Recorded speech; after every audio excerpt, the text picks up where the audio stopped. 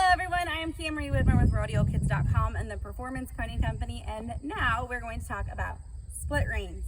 There are a lot of different opinions on them. There are a lot of different ways to use them. This is just what works for us at the Performance Pony Company and RodeoKids.com. I will first and foremost say that I am not an advocate for kids using these split reins most of the time. There are exceptions to children who have worked with them extensively, have parents who know what they're doing, but for the most part, they can be hard to adjust correctly. They can be easy to drop if you're not used to them, so I don't usually advocate for them for children. But when you're using them, these reins can be adjusted this way and then slid back together. And I recommend that you practice that before you put these on your horse and you hit the trail or you go to the practice pen. Because if you get into a bind and you start dropping these and you start getting them all the way up here and not knowing what to do with them, then you're gonna have problems and issues. We don't want our split reins so loose that we can't, that when it goes to engage, to stop, to back up, that we have to come all the way back here.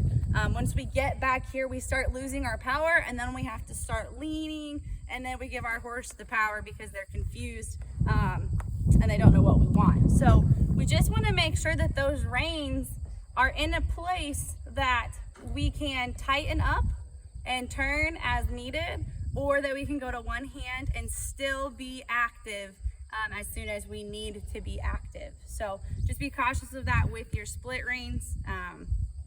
I don't ever like when people do this. It can be too hard to get them when we have issues, especially if with kids, like, it's just a safety hazard. Get a boomerang if you're worried about your reins going over your horse's head. Otherwise, if a horse gets into a situation and you get the reins over the saddle horn, they can bump that, it can freak them out. We don't have any release of pressure in this situation. So for safety purposes, here at RodeoKids.com and the Performance Pony Company, we do advocate for keeping those reins tight enough that you can still react, but loose enough that you're not pulling on your horse or pony's mouth all the time. Again, there's differing opinions. This is just where we stand.